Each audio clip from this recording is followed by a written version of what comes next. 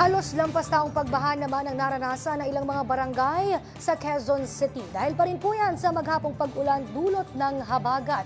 Mahigpit namang binabantayan ng Marikina LGU ang pagtaas ng tubig sa Marikina River.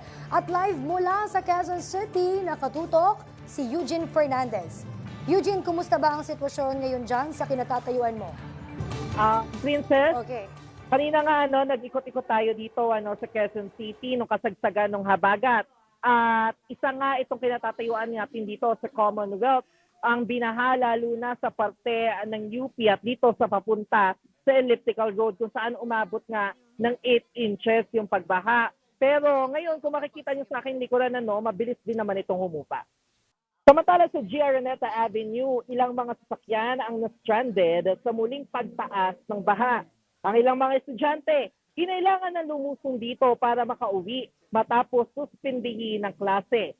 Tila nasa beach naman ang isang residente sa barangay Siena matapos itong umikot sa binabahang kalsada ng naka-jet ski. Habang sa barangay Tatalon at Aurora Boulevard naman, nagdulot ng malalang traffic ang malakas na pagulan. Habang sa Marikina, Princess, muling binuksan ng Marikina LGU ang 23 evacuation centers sa dalawang distrito ng lungsod matapos ang muling malakas sa pagbuhos ng ulan.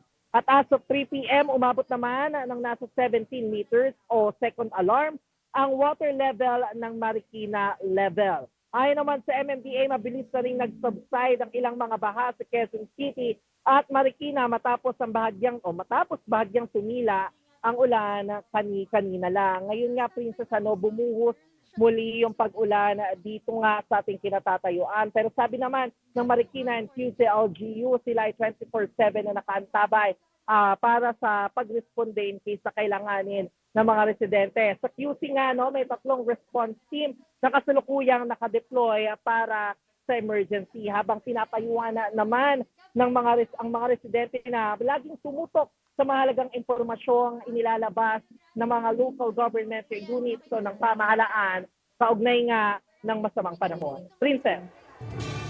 Maraming salamat, Eugene Fernandez.